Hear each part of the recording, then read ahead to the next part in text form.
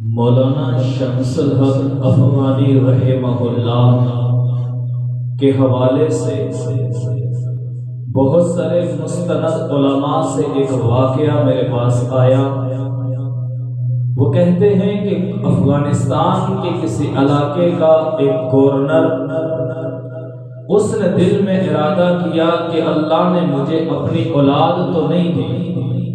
میں کیوں نہ کسی مدرسے کے طالب علم کی خدمت کروں، کل یہی طالب علم قیامت کے دن میرے لیے مغفرت کا، میرے لیے بخشش کا ذریعہ بنے گا۔ وہ اسی ارادے سے ایک مدرسے کے اندر آیا، آ کر محتمم صاحب سے کہنے لگا، محتمم صاحب، میرا دل چاہتا ہے میں مدرسوں کے طلباء کی خدمت کروں تاکہ کل قیامت کے دن یہ میرے لیے سفارش کا، بخشش کا، مغفرت کا ذریعہ بن جائے۔ محتمم صاحب نے کہا، بہت اچھی بات ہے، یہ مدرسے کے طلباء ہیں، آپ ان کی خدمت کریں اور جتنی کر سکتے ہیں کریں۔ اس نے کہا، ٹھیک ہے، آج کے بعد ان کے کھانے کے انتظام میں کروں گا۔ اس دن سے وہ بچوں کو کھانا کھلاتا رہا، صبح کے ٹائم ناشتہ لاتا رہا، دن کے ٹائم روٹی لاتا رہا، شام کا کھانا لاتا رہا۔ ایک دن، دو دن، تین دن، کچھ عرصہ گزر گیا۔ ایک دن ایسا ہوا کہ بارش کی وجہ سے وہ بچوں کے لیے ٹائم پر کھانا نہ لا سکا، اور بچوں نے کہا، مذاق کے طور پر مدرسے کے طلباء کی عادت ہوتی ہے، کوئی ان کی جتنی خدمت کرے، کیا کرے، وہ کوئی نہ کوئی کسی کا نام رکھ لیتے ہیں، مذاق کرتے رہتے ہیں۔ بچوں نے مذاق میں آپس میں کہا، وہ ہمارا بیل جو ہمارے لیے کھانا لاتا تھا وہ نہیں آیا، کدھر گیا ہے؟ جب وہ ادھر تھوڑی وقت گزرا، ادھر سے وہ کھانا بچوں کے لیے لے کر آیا،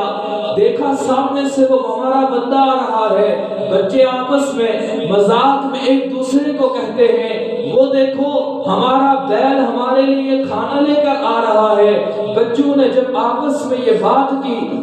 ان کی اس بات کو اس نے سن لیا، اس کو بڑا غصہ آیا کہ دیکھو، میں صبح شام ان کی خدمت کرتا ہوں، میں صبح شام ان کے لیے کھانے لاتا ہوں، اور انہوں نے میرا نام بیل رکھا ہوا ہے، میری انہوں نے کس کے ساتھ تشبیہ دی ہوئی ہے، یہ میری اتنی مذاق اڑاتے ہیں۔ دل میں ارادہ کیا، آج کے بعد کبھی بھی میں ان کے لیے کھانا نہ لاؤں گا، آج کے بعد میں کبھی ان کی خدمت نہ کروں گا۔ اس ارادے سے ناراض ہو کر چلا گیا۔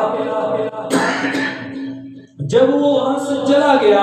تو اس کے بعد رات کو سوتا ہے، خواب دیکھتا ہے کہ قیامت برپا ہو چکی ہے، لوگ سارے نفسا نفسی کے عالم میں ہیں، لوگ پل صراط پر کھڑے ہیں، ہر کوئی پریشانی کی حالت میں ہے، ہر کوئی غم کی حالت میں ہے۔ اس لمحے میں وہ خواب میں دیکھتا ہے کہ وہی معصوم بچے بھی پل صراط پر کھڑے ہیں، وہ پل صراط جس کے لیے میرے نبی علیہ السلام نے فرمایا کہ پل صراط جو ہے وہ تلوار سے زیادہ تیز ہے، بال سے زیادہ باریک ہے۔ اس پل صراط پر لوگ غم کی حالت میں، پریشانی کی حالت میں کھڑے ہیں، لیکن ادھر سے وہ معصوم مدرسے کے بچے جو قرآن حفظ کرتے ہیں وہ آتے ہیں، آپس میں گپ شپ لگا رہے ہیں، ہنسی مذاق کی صورت میں وہ پل صراط سے گزرنے لگتے ہیں۔ اچانک ان میں سے ایک بچے کی نظر مجھ پہ پڑتی ہے، اور وہ اپنے باقی ساتھیوں کو کہتا ہے،